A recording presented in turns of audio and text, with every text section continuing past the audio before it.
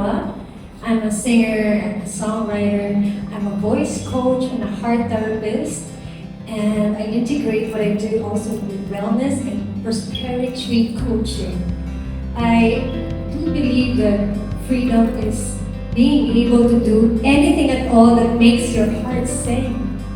You know, like anything at all that makes your soul feel like you're so prosperous and abundant.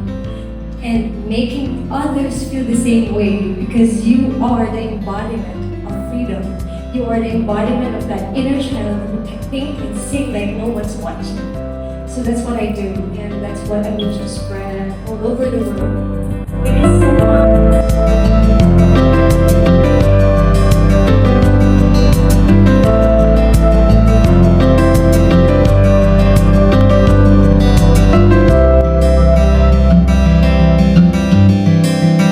child inner child of yours like so alive. I think that's just the beginning. Layers and layers of trauma. What happens inside will reflect outside.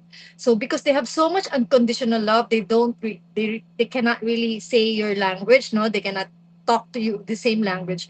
So ang nangyayari, you just understand each other in a whole new way, and you interact with them using your heart. Yeah. So like the more na nag-expand yung heart, the more ka magiging open sa kahit ano, whether that's art therapy, whether that's, I think I would like to explore on oracle reading, maybe I'd like to explore on energy healing, sound healing, or rock climbing, I don't know, whatever it is that you feel na biglang nag-expand yung heart mo, yung inner child healing.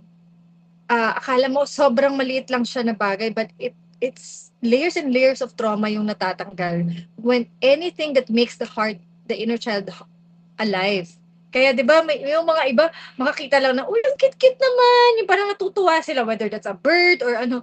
Basta nag-activate na yung inner child, parang wow, your energy is so alive.